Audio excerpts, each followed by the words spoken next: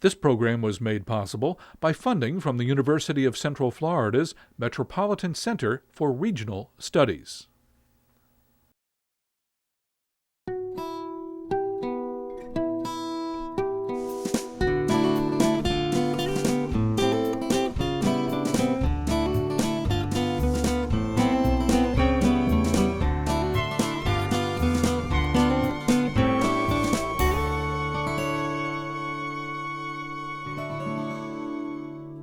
Just glanced over my shoulder, and right here, no more than 6 feet behind me, was about a 350, 400-pound black bear, a big black bear for here. People read in the paper, for instance, that, well, we just passed another Wekiva River Protection Act. The river is protected.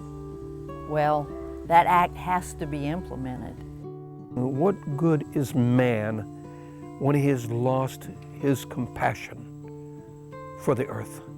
I see it as all part of the creation, and it's all a part of a puzzle, and I think all things are interconnected, and so we need to be careful. Hello, I'm Linda Chapin with the University of Central Florida. Welcome to Naturally Central Florida, a series of 7 documentaries about the most beautiful places in our state. No, not theme parks or even art museums, but the great outdoors.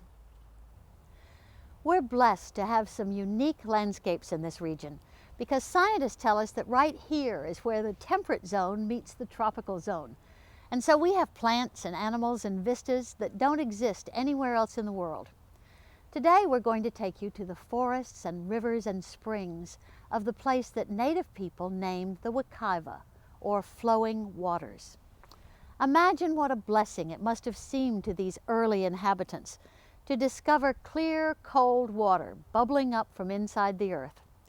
It's a blessing we've inherited because every year thousands of us enjoy swimming, camping, hiking, canoeing, just taking in the beauty all around.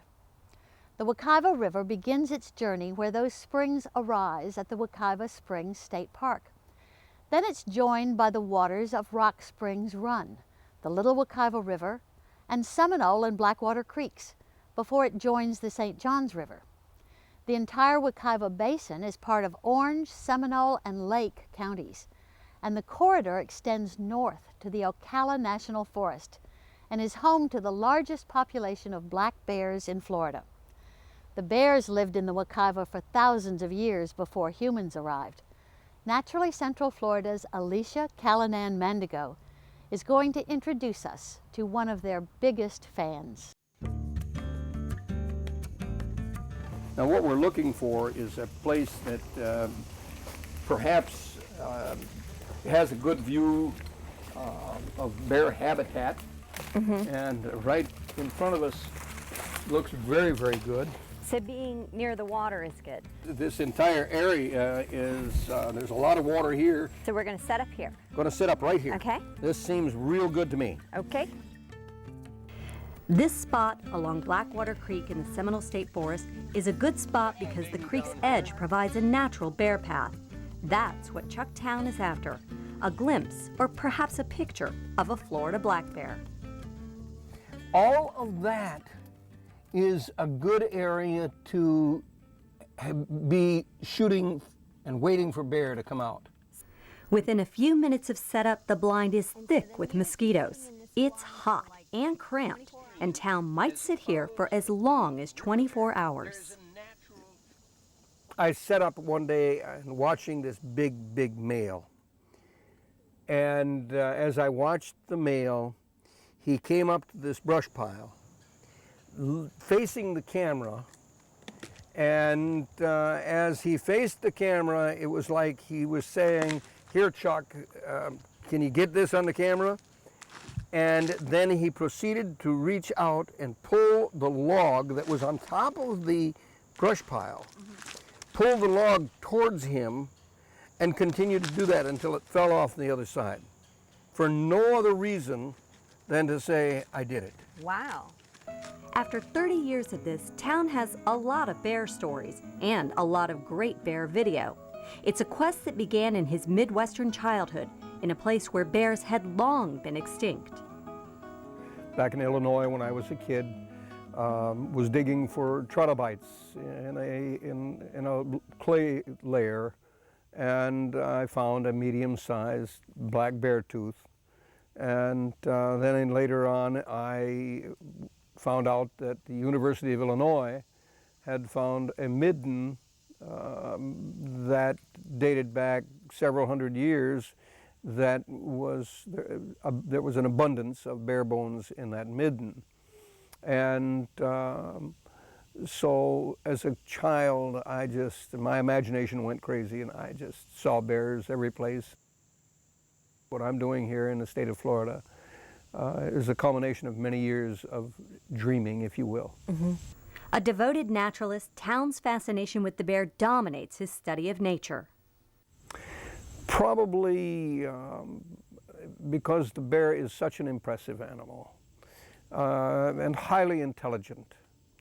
I am a naturalist, so I have studied animals broad spectrum. With his camera, he's been able to document some bear behaviors that are rather surprising. It was thought bears couldn't jump.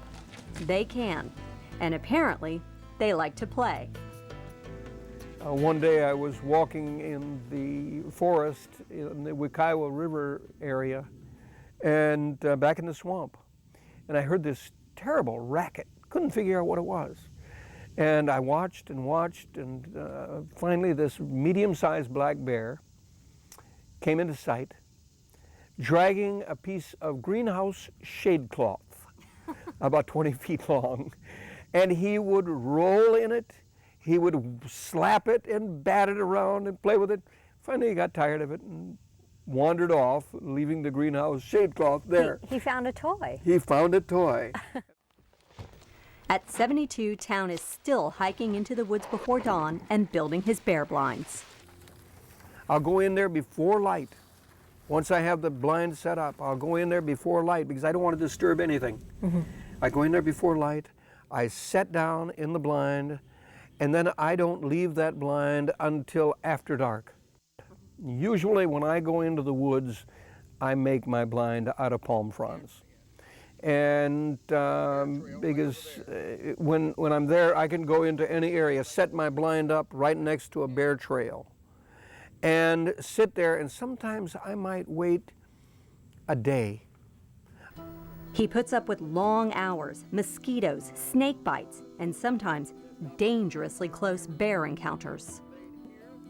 Or I'll never forget one time I was sitting in the blind, and just a palm frond blind is all it was. And I had this feeling that something was watching me. And finally I looked over my shoulder, just glanced over my shoulder, and right here, no more than 6 feet behind me, was about a 350, 400-pound black bear, a big black bear for here.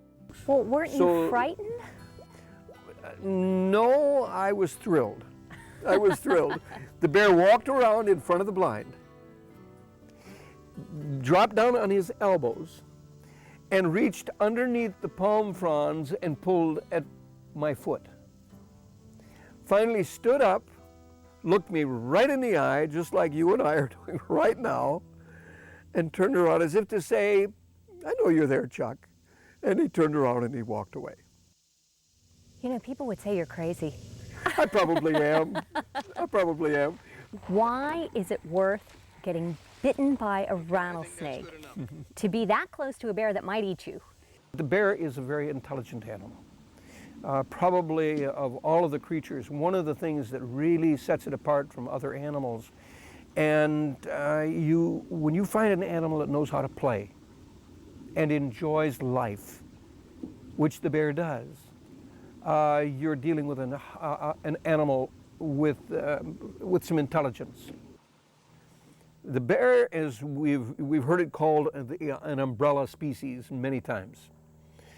What does that mean? That means that if the bear is prospering in an environment, other animals, from the pocket gopher to the gopher tortoise to the indigo snake to every other kind of animal that you can imagine, is going to prosper in that same habitat. It's a habitat that is rapidly disappearing. Bears need a lot of room, as Town showed us with these palm fronds. And what you have is you have a bunch of invisible concentric rings. The male, he travels within this 55 square mile area. The females, they travel in their 35-mile areas, and all of these rings are overlapping. Think about it. A male bear needs an area of 55 square miles to roam, which means a bear could easily travel the distance between Sanford and Orlando. A female bear needs about 35 square miles, but they each need their own territory, and those territories need to overlap. But development is fragmenting the bear's territory to a dangerous degree. You started this whole adventure as a kid chasing phantom bears, bears that were no longer there. Yes. Do you ever think that you might be ending your adventure the same way, that we'll lose our bears here and you'll be again chasing phantom bears? No, you're going to make me cry. The importance of a particular animal. It's like saying, why do we have speed zones on the rivers to protect the manatee? What good is the manatee? We can ask ourselves the same thing. What good is man when he has lost his compassion for the earth? But if to lose a population, to lose all of the black bears in Florida, I don't think I'd stay in Florida any longer. I would be gone.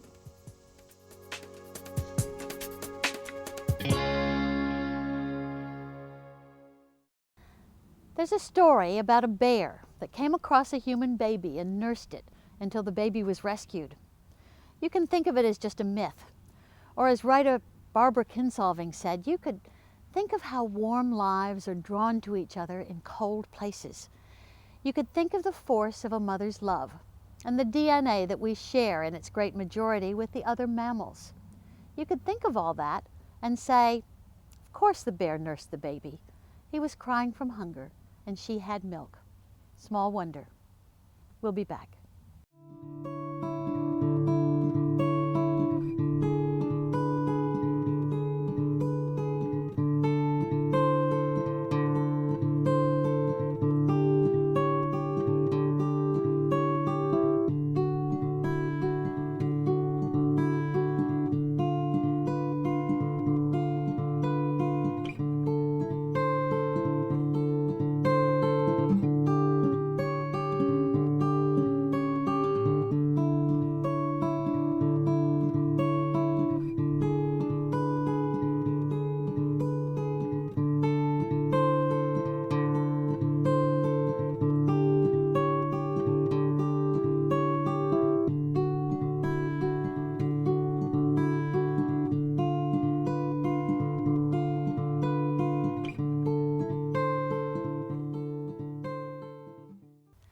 The Wekiva River has been blessed by some staunch citizens who decided 20 years ago that they weren't going to lose this beautiful place without a fight. Alicia introduces us.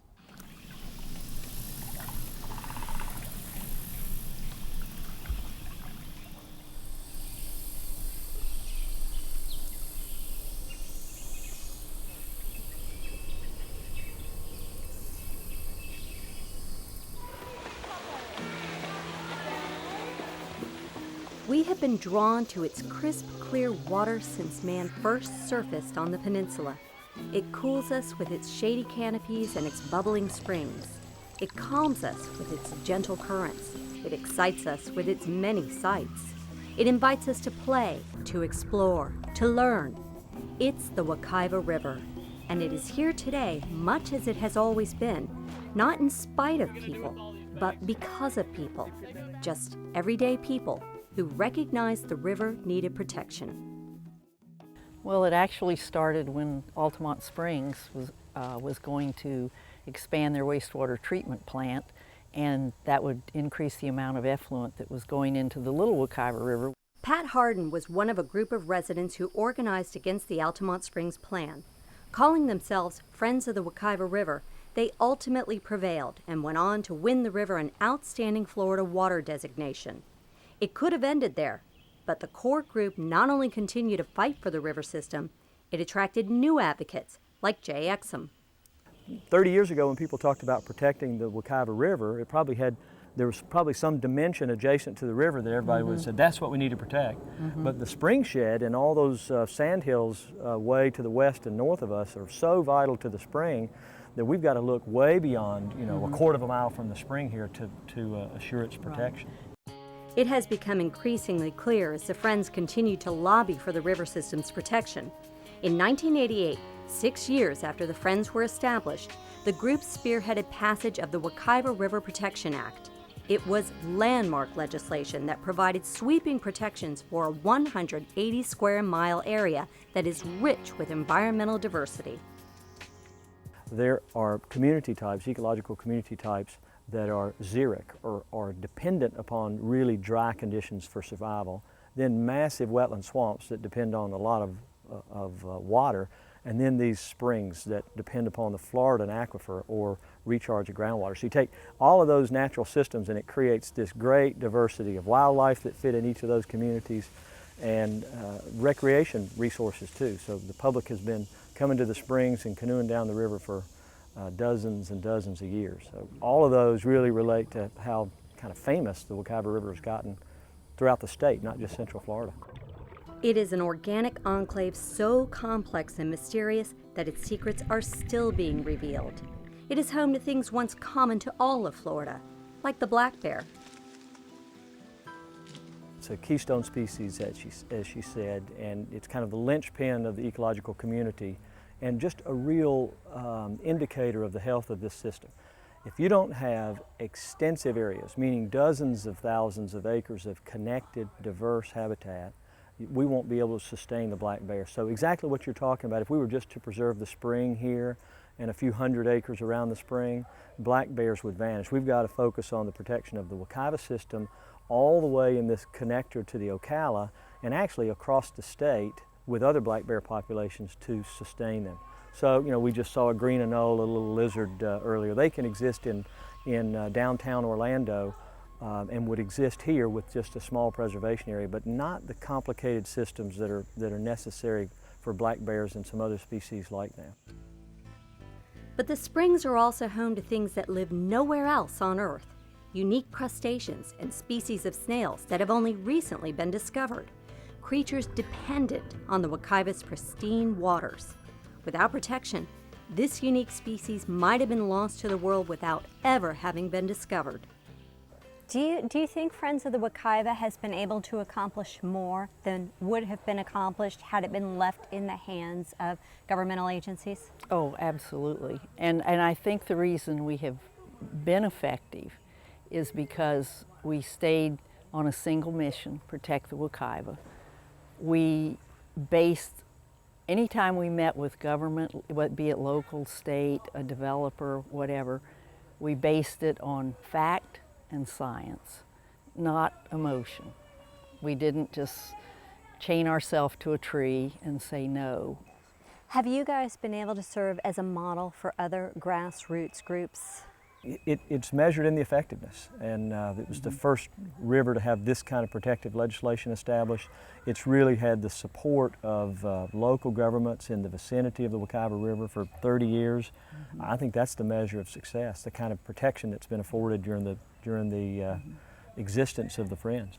And one other comment on that, I went to a partnership for the Wild and Scenic River meeting in Connecticut last year, and there were 9 or 10 other wild and scenic rivers represented there.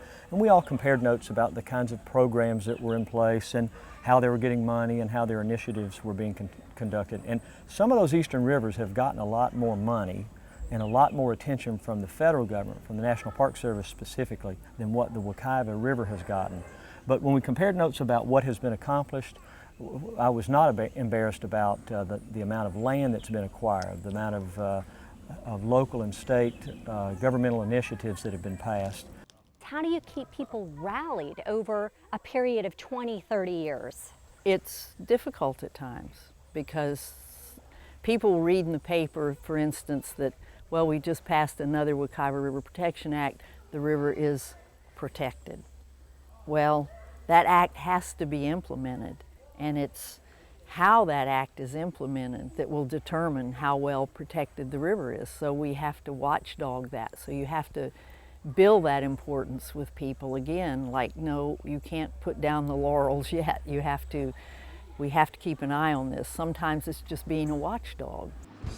The problem with a river like this is that people want to live on it, and even the toughest regulations seem to have a hard time holding development at bay. As well protected as the Wekiva is, it is still threatened.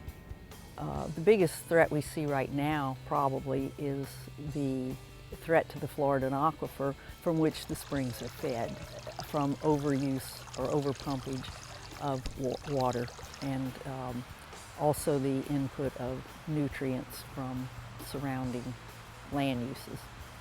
So the Friends continue to fight for the river, proving that a grassroots organization can prove formidable.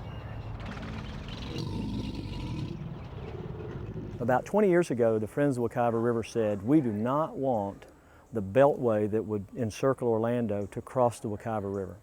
So over the last 20 years, the state has poured a lot of money into acquisition of lands, restoration of habitat, and so this connector between Orlando and Ocala is now close to being in place. And now it allows the consideration of this parkway, appropriately designed and with very specific criteria associated with its construction. Now it's the time for the road to come across again with these specific design criteria, because the state has done so much to protect the lands adjacent to it. And I think what the Friends of the Wekiva River did over the last 20 years just absolutely laid the predicate for that. But Florida is full of fragile lands that need protection, and the Friends are hoping others will begin to recognize that and realize that protecting Florida's environment is worth their effort. I see it as all part of the creation, and it's all a part of a puzzle, and I think all things are interconnected. And so we need to be careful.